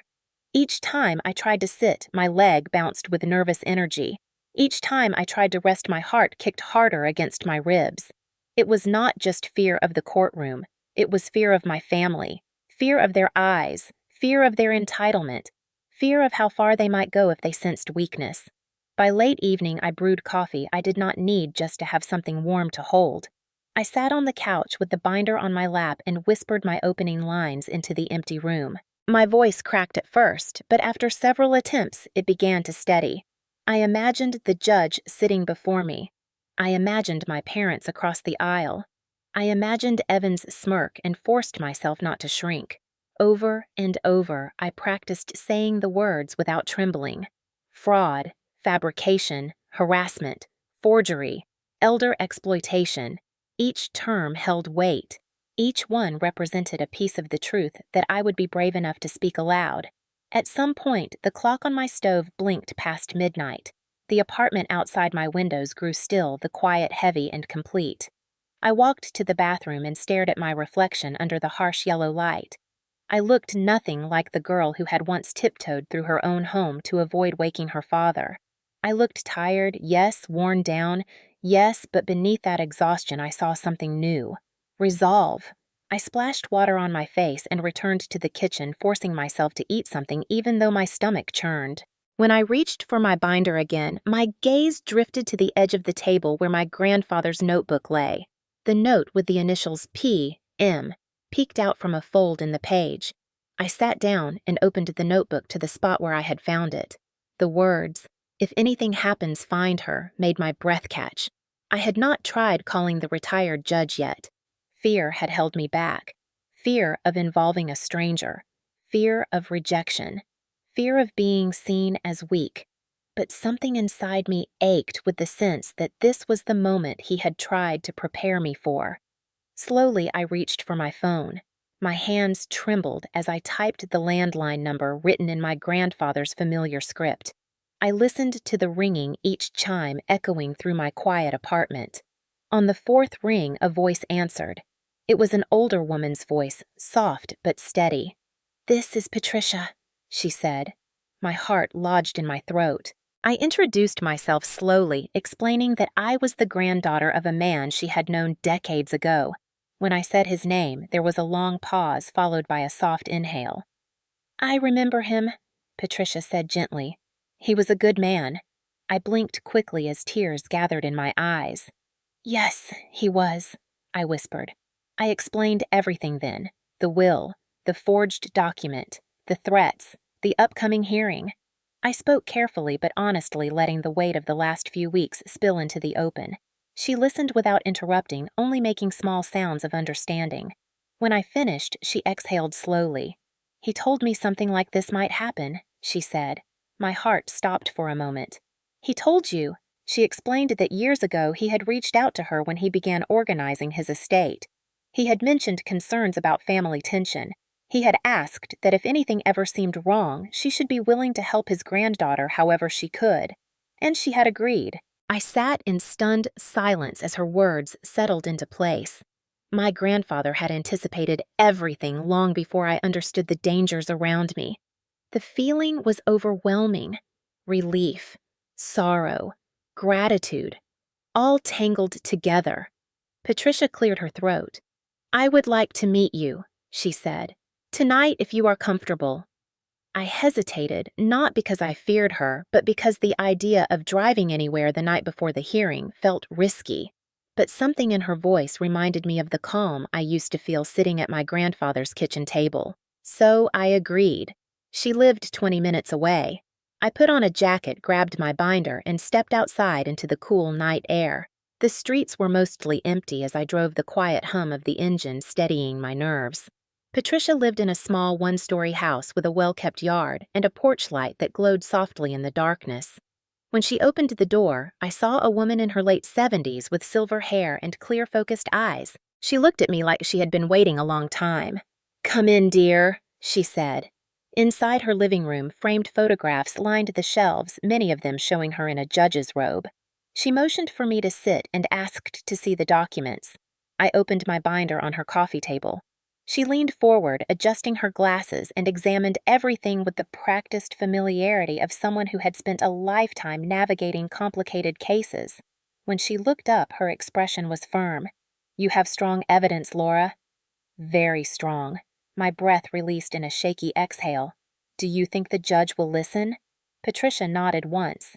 "She will, but your parents will not make this easy. That is why you need to stand tall tomorrow. Tell the truth clearly. Do not let them shake you." I nodded. She reached out and placed a gentle hand over mine. "Your grandfather believed in you, and I see why. You are stronger than you think." The warmth of her words sank into a place inside me that had been cold for years. I left her house with a sense of grounding I had not expected. When I returned to my apartment, the clock read 3:42 in the morning. I set my binder on the table. I changed into clean clothes. And when the alarm rang only 2 hours later, I was already awake, sitting on the edge of my bed with steady breaths. The night before the hearing had not broken me. It had prepared me. By the time I reached the courthouse the next morning, my nerves fluttered like trapped birds inside my chest, but there was a steadiness under the fear that had not existed before. The sky over Phoenix was pale and washed out the kind of morning light that made everything feel colder than it was. I stepped out of my car, gripping my binder like it was the only thing keeping me upright. As I walked toward the courthouse entrance, I noticed a familiar tension forming in my stomach because my parents and Evan were already there. They stood near the steps clustered together like a trio waiting to pounce. My father saw me first, his mouth turning into a thin line of disapproval. My mother crossed her arms and stared at me with an expression so bitter it almost made me stop walking. Evan cracked his knuckles loudly as if to remind me he wanted a confrontation. I kept moving, reminding myself that Patricia Monroe had promised she would be here. I did not know when she would arrive or what exactly she planned to do, but the knowledge that someone was coming for me quieted the panic simmering beneath my ribs. As I reached the top step, my father suddenly stepped forward and raised his voice so the other families walking into the courthouse could hear. "This girl is here to lie," he announced loudly. "She is about to steal from her own blood, and she should be ashamed." I paused as people around us turned to look. My skin prickled with humiliation and anger, but I held my ground. My mother chimed in with a dramatic sigh, as if the entire situation were a burden placed upon her delicate shoulders. "We are only here because we care about your grandfather's wishes," she said loudly enough for the crowd to hear. "We are trying to protect what he built from someone who cannot handle responsibility." Evan stepped closer, moving into my space without touching me, and whispering just loud enough for me to hear. "You are not ready for today, Laura. Dad is going to tear you apart." For a moment, my throat tightened and my binder slipped slightly in my grasp as memories rushed forward of all the times they had spoken over me or silenced me or dismissed me. But then, something unexpected happened. The elevator door inside the courthouse lobby hissed open behind the glass doors, and a figure stepped out. The presence of that person was so calm and commanding that the people near the door instinctively moved aside. My parents did not see her at first. They were too busy staring me down, too busy performing for the strangers around us, too busy trying to intimidate me. But I noticed her instantly. Her white hair neatly pinned back, her posture upright and confident, her steps slow and deliberate, her eyes scanning the room with the sharpness of someone who had spent decades studying the details of human behavior. It was Patricia Monroe. She was wearing a navy suit that looked crisp and formal despite the early hour, and she carried a worn leather folder under her arm. Something in her presence changed the air around us. She walked closer, and when she reached the glass doors, she pushed them open with a steady hand. The doors squeaked slightly, and my father finally turned. He froze. My mother's jaw loosened. Even Evan, who loved pretending he was unshakable, blinked in confusion. Patricia stepped toward me with a warm nod. "Good morning, Laura," she said, her voice even and confident. I answered quietly. "Good morning, Judge Monroe," and the sound of her name hit my parents like a thunderclap. My father narrowed his eyes, stunned. "Monroe," he repeated, voice cracking at the edges. "As in Judge Monroe." Patricia smiled politely, but there was an unmistakable firmness in her expression, the kind that comes from decades of authority. Retired now, but yes, she said. My mother looked like someone had pulled the floor out from beneath her. She tried to recover quickly, forcing an uncertain smile. Well, this is unexpected, she said awkwardly. We did not know Laura had contacted anyone. Patricia turned her gaze toward my mother with a look I had never seen her give anyone, a calm, measured stare that carried so much silent power it made all three of them shrink back half a step. Actually, she said gently, your father asked me many years ago to help his granddaughter if she ever found herself in trouble. My breath caught at the sound of my grandfather being mentioned with such respect. My father blinked rapidly as if he remembered their encounter but did not want to admit it. He opened his mouth closed, it opened it again. Patricia continued with quiet authority. He trusted me, and I take that trust seriously. Evan scowled. This is not her business. Patricia tilted her head slightly. When fraudulent documents and intimidation are involved, she said calmly, it becomes the business of anyone who believes in justice. Her words struck like a silent gavel. People entering the courthouse began whispering as they passed. My parents looked around nervously, suddenly aware of how public the situation had become. Patricia placed a gentle hand on my shoulder and spoke loud enough for my family to hear, but quiet enough to remain dignified. You are not alone today, Laura. If they thought they could bully you into silence, they misjudged you and they misjudged me. My chest tightened with emotion and relief. For the first time in my life, an adult stood in front of my parents without fear, without apology, without compromise. My father looked furious but uncertain. My mother clutched her purse with trembling fingers. Evan stared at Patricia with a mixture of resentment and fear. Patricia turned toward them with a steady expression. I hope you understand. She said you will not intimidate her today. My father tried to salvage control.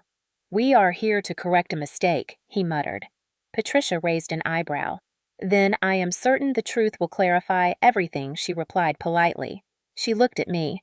Shall we go inside? I nodded and followed her through the metal detector. My family stood frozen on the steps behind us, their earlier confidence shattered by a woman they had never anticipated. The person who walked in that morning had not just changed the atmosphere. She had shifted the entire balance of power, and for the first time since this nightmare began, I felt something warm and steady rise inside me. Hope. When Patricia and I stepped into the courtroom, the air felt tight and charged, like the room itself knew a confrontation was coming. The long wooden benches were half filled with people waiting for their cases. Lawyers flipping through papers, clerks moving quietly behind their desks. I felt every pair of eyes turn toward us as Patricia walked beside me with the calm authority of someone who had once ruled rooms like this. My parents entered moments later, followed by Evan and their attorney, Mr. Kellerman, who carried a thick briefcase and wore the smug expression of a man convinced victory was already his.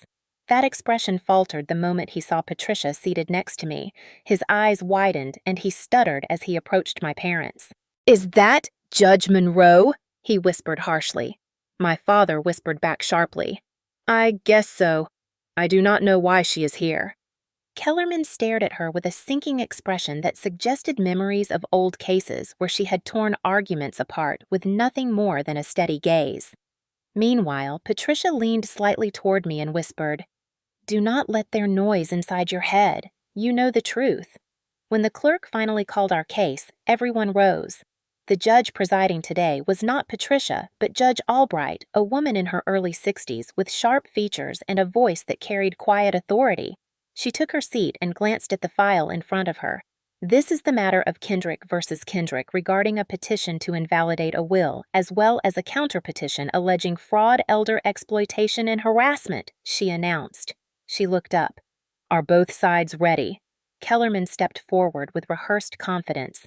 "The petitioners are ready, Your Honor." Patricia touched my arm lightly. "Go ahead," she whispered. I stepped forward and cleared my throat. "The respondent is ready, Your Honor." Judge Albright nodded and motioned for Kellerman to begin. Kellerman launched into his argument with the grand flourish of a man who believed a strong voice could replace strong evidence. He painted me as unstable, irresponsible, easily manipulated, and financially incompetent. He claimed my grandfather was confused during the final months of his life and argued that the amended will represented his true intentions. He gestured dramatically at my parents, who nodded on cue and wiped non-existent tears. Evan folded his arms and glared at me as if he expected me to fall apart under the pressure.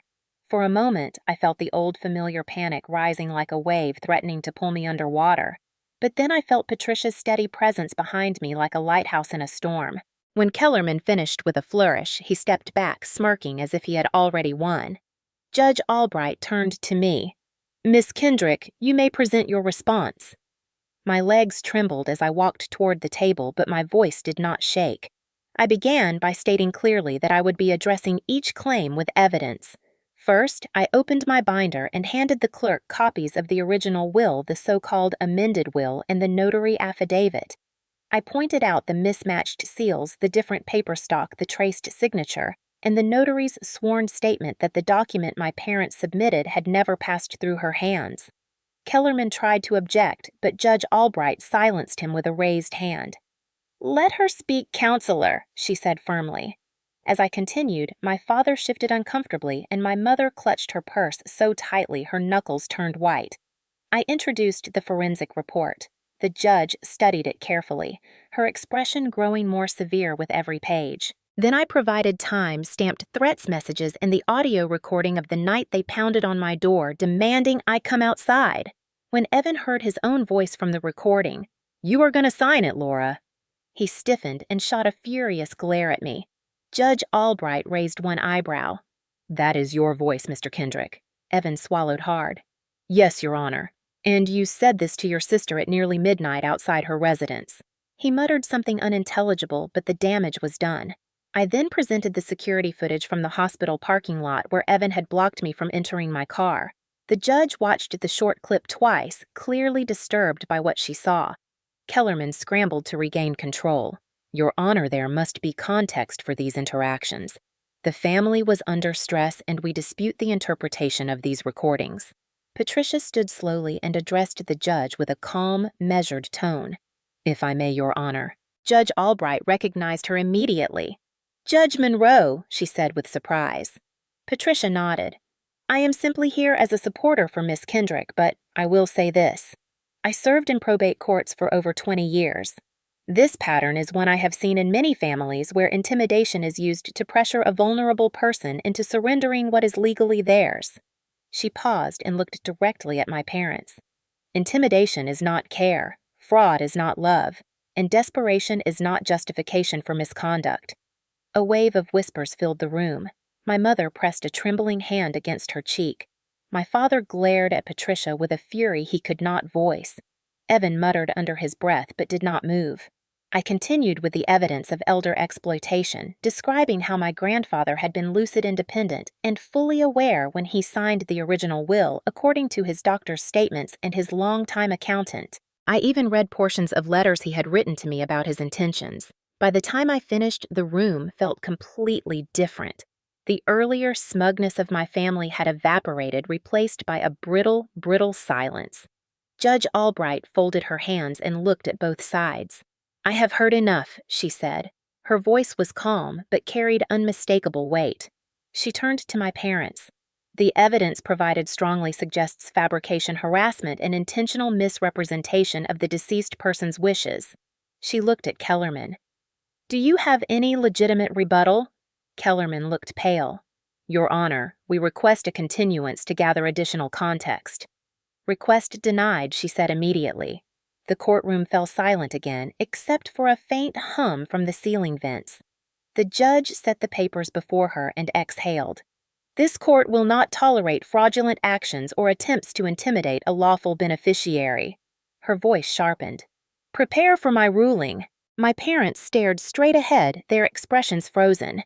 Evan looked like he wanted to bolt from the room, and for the first time in my life, I felt tall in their presence.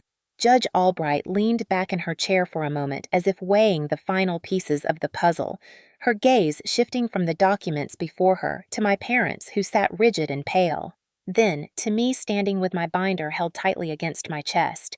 The silence in the courtroom was so deep I could hear the faint buzz of the fluorescent lights above us and the soft rustle of someone shifting on a bench behind me. My pulse thudded in my ears, but beneath the fear, there was a strange sense of calm, because in this moment, the truth was louder than anything my family had ever used against me. After a long, measured breath, the judge straightened her papers and spoke with a clarity that left no room for interpretation. "This court finds the amended will submitted by the petitioners to be invalid," she said firmly. "The evidence demonstrates clear inconsistencies and credible testimony supporting the conclusion that the document is not authentic." My mother gasped softly as if the air had been pulled out of her lungs. My father closed his eyes for a brief second, his jaw tightening. Evan slumped back in his seat like someone had punched him in the stomach. Judge Albright continued, and therefore the original will is upheld in full. Miss Kendrick is the rightful beneficiary of the property and assets as outlined by the deceased. A wave of warmth spread through my chest, but before the relief fully settled, she continued speaking, and her next words carried a weight that made my parents stiffen. "This court also finds substantial evidence of harassment and attempts to intimidate the respondent. The recordings and testimony presented are consistent and disturbing." My mother whispered something frantic to my father, but he shook his head slowly, as if telling her there was no use now. Judge Albright turned her attention to their attorney. "Counselor, your client's actions and the submission of an unauthorized document rise to the level of misconduct." The courtroom stirred with whispers as Kellerman swallowed hard and lowered his head. He tried to speak, but the judge held up a hand. "Do not interrupt," she said sharply. She then addressed the room. "As a result, this court is imposing monetary sanctions in the amount of $25,000 to be paid by the petitioners for filing a fraudulent document and for causing unnecessary delay and distress to the rightful beneficiary." My mother let out a sound somewhere between a sob and a gasp. My father stared at the floor, refusing to acknowledge anything around him. Evan gripped the edge of the table so tightly, his knuckles turned white. And finally, the judge said, after a brief pause, "This matter will be referred to the Office of the District Attorney for review regarding potential charges of document tampering and elder exploitation." My father jerked his head up suddenly. "Your Honor," he blurted out. "We never meant to." My mother grabbed his arm in panic, whispering, "Stop, stop, stop," under her breath. Judge Albright fixed him with a stare cold enough to still the air. "Sir, you had your opportunity to present your case. The court rules on evidence, not excuses." My father sank back into his chair, his face drained of color. The judge lifted her gavel. "The petition is dismissed with prejudice. The counter-petition findings are noted and will remain in the record. This hearing is adjourned." The sharp crack of the gavel echoed through the room like a final door slamming shut on the years of control my family held over me. For a moment, I stood frozen in place, unsure whether to breathe cry or simply collapse from the weight that had been pressing on my shoulders for months. Patricia moved beside me and placed her hand lightly on my back. "Well done," she whispered. "You stood tall." Her voice grounded me, and the tears that had been building in my eyes finally spilled over. Across the aisle, my mother began crying openly, burying her face in her hands, while my father looked as if he had aged 10 years in the span of minutes. Evan bolted up from his seat and stormed toward the exit, pushing past people as he muttered angry curses under his breath. My father tried to call after him, but Evan did not look back. Kellerman quietly gathered his papers, avoiding eye contact with anyone, as he slipped out of the courtroom like a man trying to escape the scene of his own failure. My mother eventually looked at me through red, swollen eyes and mouthed, "Please." But there was no apology in her expression, only desperation. My father rose slowly and stared at me with an expression I could not fully read, a mixture of anger, disbelief, and maybe fear. But not remorse. Never remorse. I looked away. For the first time in my life, I allowed myself to look away. As the room emptied, Patricia remained by my side, guiding me toward the hallway with steady, measured steps. Each footstep felt lighter than the last, as if the ground beneath me was finally solid again. When we reached the exit, she stopped and turned to me. "Today was the turning point," she said gently. "Do not forget that you earned this. You protected yourself. You honored your grandfather." I nodded as emotion tightened my throat. The sun outside the courthouse was warm and bright, a stark contrast to the cold, sterile fluorescent lights of the courtroom. People passed by without knowing or caring about the battles that had just ended inside. But for me, the world felt entirely different. The fear that had wrapped around me for so long loosened its grip. My shoulders felt lighter, my hands steadier. I stood on the courthouse steps, breathing in the Arizona morning air and letting the truth settle deep in my bones. I had won. Not because I sought revenge, but because I refused to let my family rewrite the truth. I refused to surrender my life for their mistakes. I refused to be the quiet daughter they could bully into submission. And as Patricia placed a gentle hand on my arm before leaving, I knew that whatever came next, I would face it on my own terms. In the days after the hearing, I expected to feel instantly free, as if the courtroom door closing behind me would erase the fear and exhaustion that had clung to me for months. But the truth was more complicated. Freedom did not arrive like a wave crashing all at once. It came slowly in quiet moments that felt almost fragile at first, moments when I realized I no longer needed to check the peephole before walking into my own living room, moments when my phone buzzed and my heart no longer leapt in fear of another message from my family. Moments when I woke up and remembered that the worst part was behind me and I had survived it. But the aftermath also came with consequences for everyone involved. Word spread quickly through my parents' neighborhood in Glendale, because news like this always travels faster than anyone expects. Neighbors who used to wave at my parents from their porches began avoiding eye contact. A few even sent sympathetic messages to me through social media, even though we had never spoken before. People were not shocked by the verdict, so much as shocked by the lengths my parents had gone to. It turned out that people who once admired their perfectly manicured yard and well-rehearsed smiles had always sensed something darker beneath the surface. Within 3 weeks, the foreclosure notice that had been lingering in the background of their lives became impossible to ignore. Their lender finalized the paperwork, and the deadline for payment passed.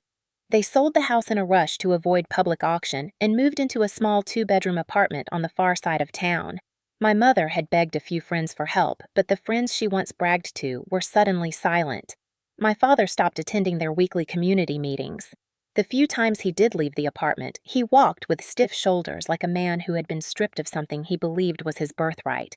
Evan spiraled even faster. The bankruptcy he had tried to hide from everyone became public record, and potential employers who might have overlooked his previous failures could not overlook the documented attempt to defraud a family will. He applied for several office jobs, but none called back. Eventually, he took a position at a warehouse north of Phoenix, unloading trucks for long hours at low pay. Someone who knew him from high school saw him there one afternoon and posted about it online, and within a day, the news traveled back to my family, fueling another wave of bitterness in their direction.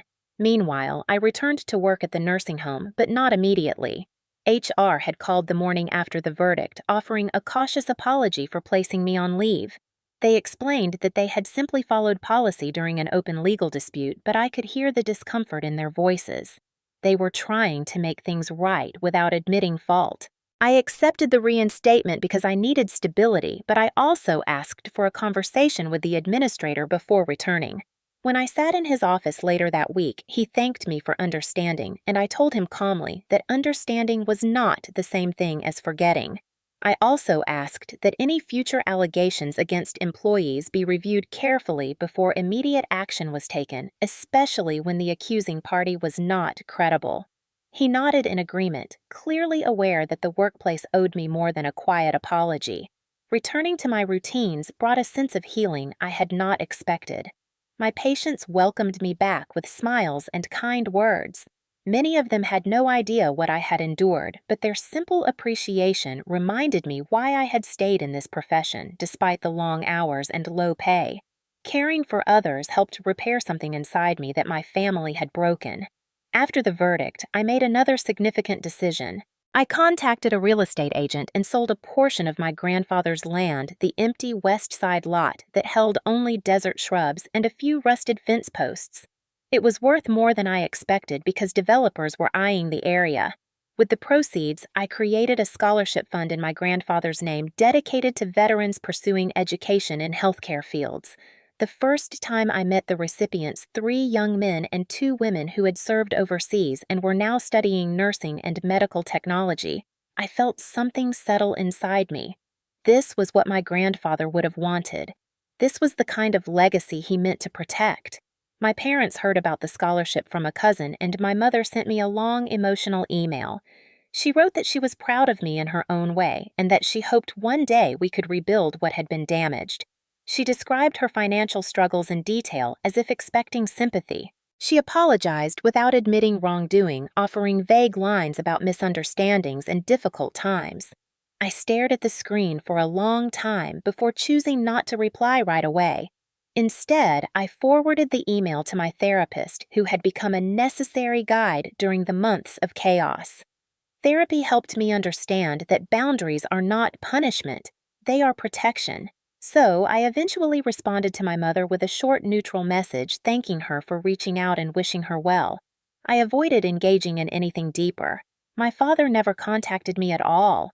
I heard from a relative that he blamed everyone except himself, blaming the judge, blaming me, blaming the economy, blaming even my grandfather for not planning the estate the way he preferred.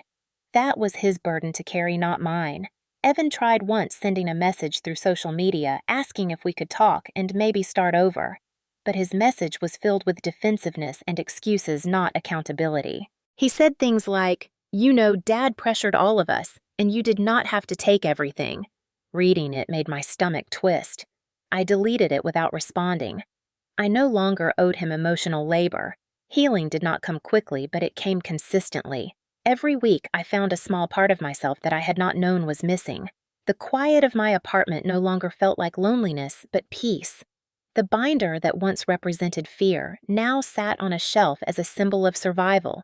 And each morning when I saw my grandfather's photograph on my desk, I felt gratitude instead of grief. In the aftermath of everything, I began to understand something important. Justice is not always loud. Sometimes it is simply the steady choice to move forward, even when the past tries to pull you back. Healing did not arrive like a single moment of revelation, but rather unfolded slowly across the weeks and months that followed the verdict, creeping into the quiet spaces of my life where fear had once lived, and settling there with a gentleness I did not immediately trust. At first, I kept expecting the panic to return, expecting my father's voice to erupt from the shadows, or Evan's figure to appear behind me in a parking lot, or my mother to call demanding something I could not give. But those storms never came. Instead, there was a stillness that felt unfamiliar, and I had to learn how to live inside it without bracing for impact.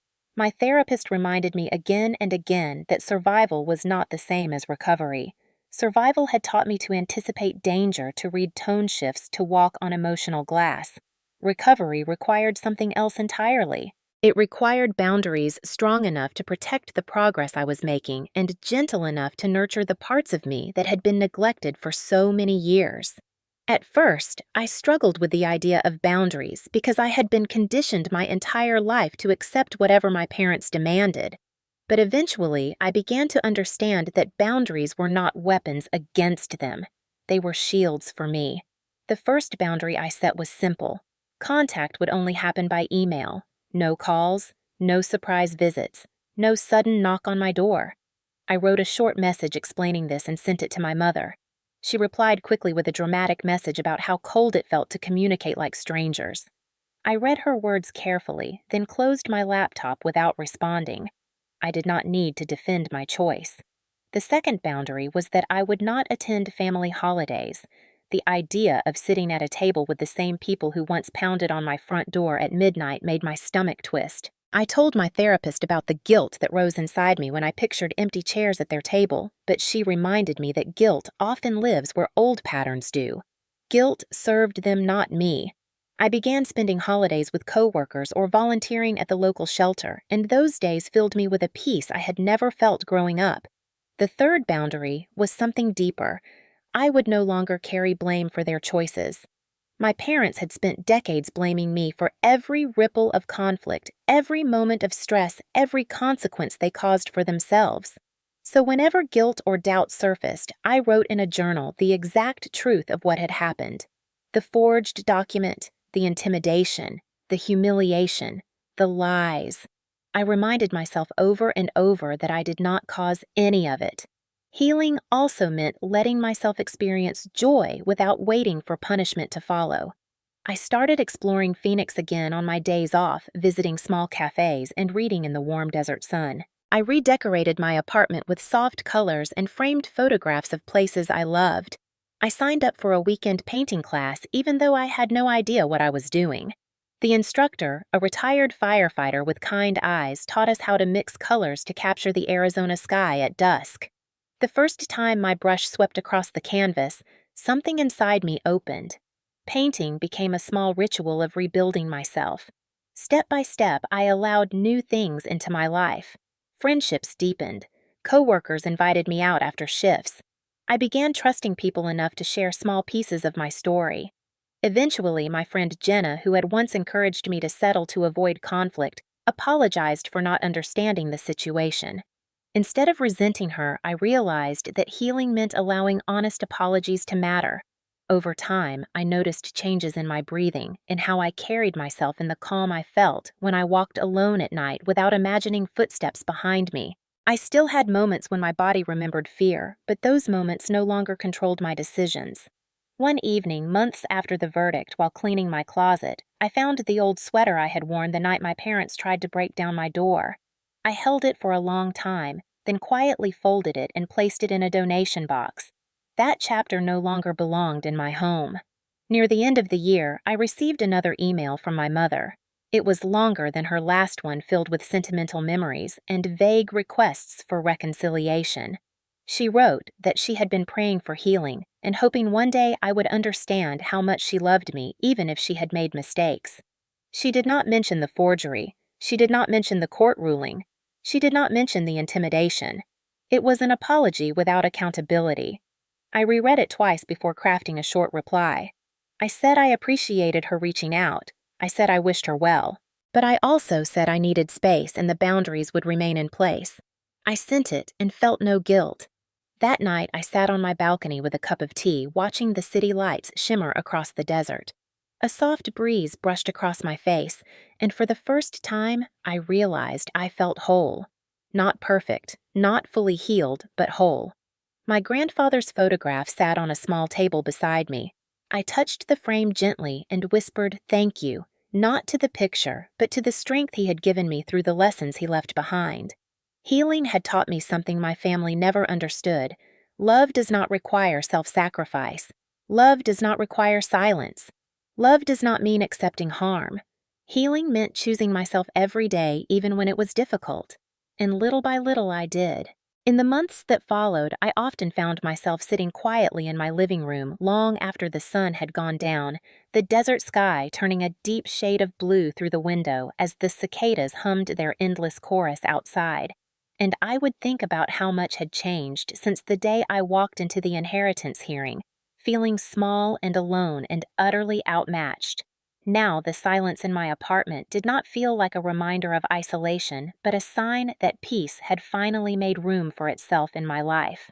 I realized with a slow, steady clarity that everything I had survived had reshaped me into someone stronger, someone who no longer confused love with submission, someone who could finally recognize the difference between loyalty and self-destruction. There were nights when memories of the worst moments tried to push their way back into my mind, the pounding on my front door, the accusations in the parking lot, the humiliation at my workplace, my brother blocking my car, and the whisper of my father telling strangers that his daughter was a thief. But those memories no longer controlled me. They passed through like storms that had already spent themselves. I understood now that not all family connections are meant to last forever, and not all relationships are meant to be repaired. Some are meant to teach us what to walk away from and what to protect in ourselves. Healing taught me another truth too, one that settled into my bones. Love without respect is not love at all. Love without accountability is manipulation. Love that demands silence after harm is control wearing a mask. The people who truly care for you will never ask you to shrink yourself so they can feel bigger, and they will never ask you to trade your safety for their comfort. My grandfather had understood this long before I did. He had lived through enough years and seen enough human nature to know that sometimes the people closest to us can be the ones who test our strength the most. That is why he prepared me in ways I did not appreciate until now. That is why he taught me to save evidence and to trust my instincts and to recognize when something felt wrong even if everyone around me insisted it was right. And that is why his final gift to me was not the land or the bonds or the memorabilia, but the courage to protect myself. Sometimes I imagine what he would say if he could see me now. I think he would smile with that gentle pride he carried like a quiet secret, and tell me that he always knew I had this strength inside me. I think he would tell me that survival is not a weakness but a testament to endurance, and that choosing peace over chaos is a victory worth honoring.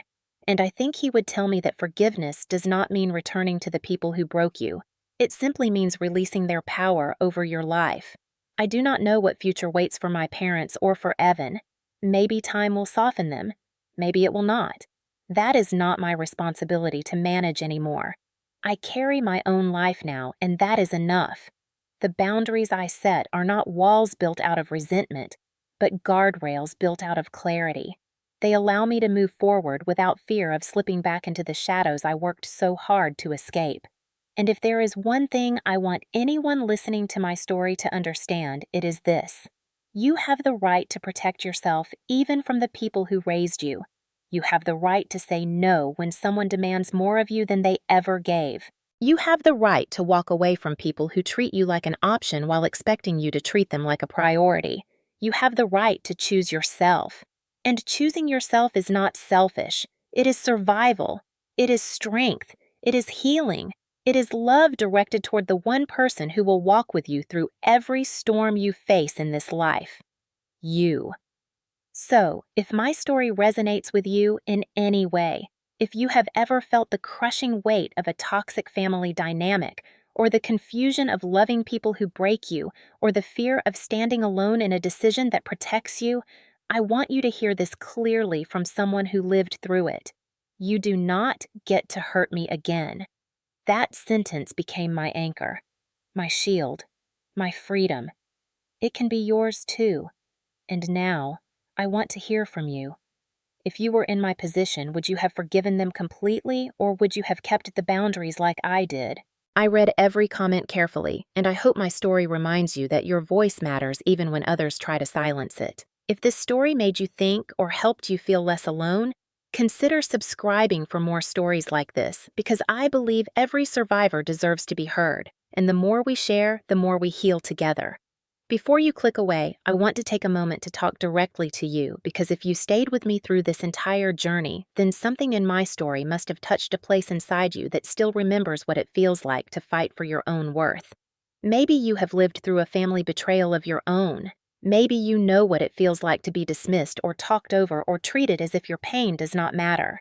Maybe you have stood in a kitchen or a living room or a driveway with someone you love telling you that your feelings are wrong, that your truth is inconvenient, that your boundaries are selfish. If any of that feels familiar, I want you to hear me clearly. You deserve peace. You deserve safety. You deserve a life that is not built around managing someone else's anger or walking on emotional glass.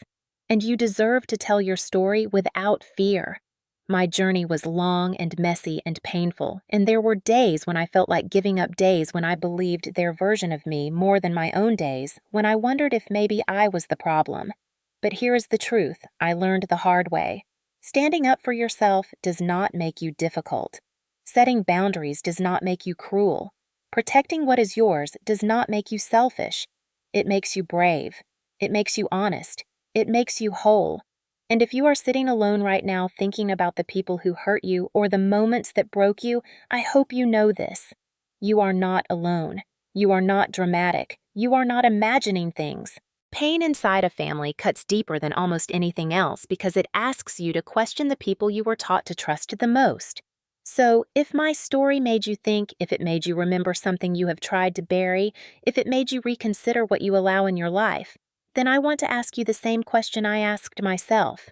What would you choose if you finally chose yourself? Would you forgive and let go? Would you walk away and rebuild? Would you draw boundaries and keep them? Tell me in the comments. I read them all. Your voice matters here, Your story matters here. And if this video gave you even a small sense of clarity or strength or companionship, I hope you will consider subscribing because I will be sharing more stories just like this one's filled with truth and courage and the kind of healing that takes time but is worth every step. Whatever you are going through right now, just remember this. You do not have to keep the door open to people who taught you to fear the sound of their footsteps. You do not have to return to the places that broke you just because someone calls it home. You get to choose who you become from here, and I hope you choose peace.